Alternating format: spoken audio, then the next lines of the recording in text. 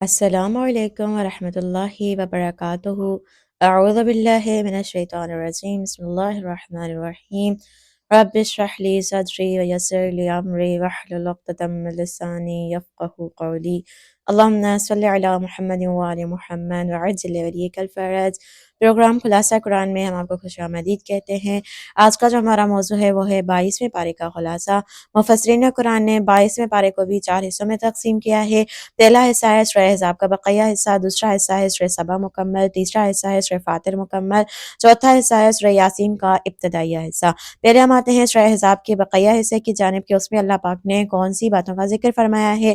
اس میں پہلا جو نقطہ بیان کیا گیا ہے وہ ہے ازواج مطہرات کے لیے 7 احکام بیان کیے گئے ہیں کہ نزاکت کے ساتھ، نرمی کے ساتھ بات نہ کریں، بلا ضرورت گھر سے باہر نہ نکلیں، زمانہ جاہلیت کی عورتوں کی طرح اپنی یعنی کہ زیب و زینت کو اور ستر کو ظاہر کر کے باہر نہ نکلیں۔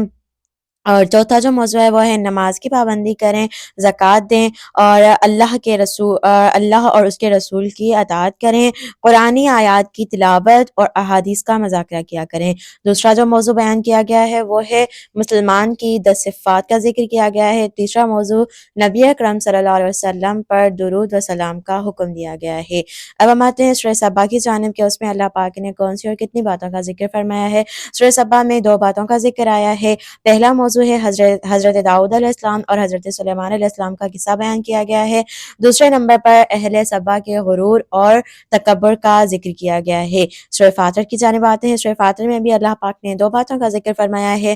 پہلا موضوع ہے یعنی کہ توحید کے دلائل بیان کیے گئے ہیں۔ دوسرے موضوع میں مسلمانوں کے 3 گروہ کا ذکر آیا ہے۔ پہلا گروہ وہ ہے کہ جس کی نیکیاں زیادہ ہیں، دوسرا گروہ وہ ہے کہ جن کے یعنی کہ برے اعمال زیادہ ہیں، اور تیسرا گروہ وہ ہے کہ جن کی نیکیاں اور برے اعمال دونوں برابر ہیں۔ اب ہم آتے ہیں سورہ یاسین کے حصے کی جانب کہ سورہ یاسین کے ابتدائی حصے میں کون سے موضوعات کا ذکر آیا ہے۔ پہلا موضوع اس کا ہے رسالت اور دوسرا موضوع ہے قریش کی مذمت کی گئی ہے۔ کامیاب زندگی کے چند اصول، چند طریقے عرض کرتے چلیں کہ پہلا ہے اس میں عورتوں نازک اور یعنی کہ نازک اور نرم انداز میں بات نہ کرو، اترا کر بات نہ کرو کہ بعض بیمار دل افراد تمہاری طمع کرنے لگیں۔ سورہ احزاب کی آیت نمبر 32۔ بغیر دعوت اور بلا اجازت کے کسی کے گھر میں داخل نہ ہو، کسی کے گھر میں نہ جائیں۔ سورہ احزاب کی آیت نمبر 53۔ مومن مرد اور مومن خواتین پہ تہمت نہ لگاؤ کہ یہ آشکار گناہ ہے، یہ کھلا اور واضح گناہ ہے۔ سورہ احزاب کی آیت نمبر 58۔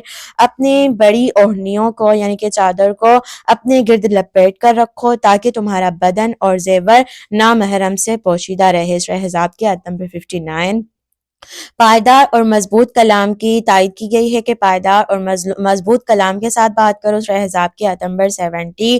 اپنے پروردگار کے عطا کردہ رزق سے کھاؤ اور اس کا شکر ادا کرو۔ سورہ سبا کی آیت نمبر 15۔ اگر گمراہ ہو گئے ہو تو یہ تم اپنی ہی زبان کی وجہ سے گمراہ ہوئے ہو۔ سورہ سبا کی آیت نمبر 50۔ عزت و سربلندی خدا سے ہی طلب کرو کیونکہ عزت و سربلندی اسی کے اختیار میں ہے، اسی کے ہاتھ میں ہے۔ سورہ فاطر کی آیت نمبر 10۔ اگر خدا کسی کو رحمت و نعمت دینا چاہے یا نہ دینا چاہے تو کوئی اسے روک نہیں سکتا۔ سورہ فاطر کی آیت نمبر 2۔ خدا کا وعدہ حق ہے، خیال رکھو دنیا کی زندگی اور شیطان تمہیں دھوکہ نہ دے۔ سورہ فاطر کی آیت نمبر 5۔ جان لو کہ تمہیں خدا کی ضرورت ہے لیکن خدا کو تمہاری ضرورت نہیں ہے۔ سورہ فاطر کی آیت نمبر 15۔ وہ جو خدا کی کتاب کو پڑھتے ہیں، نماز قائم کرتے ہیں اور انفاق کرتے ہیں، انہوں نے فائدہ مند تجارت کی ہے، ان کو بے شک بہت ہی فائدہ پہنچے گا۔ سورہ فاطر کی آیت نمبر 29۔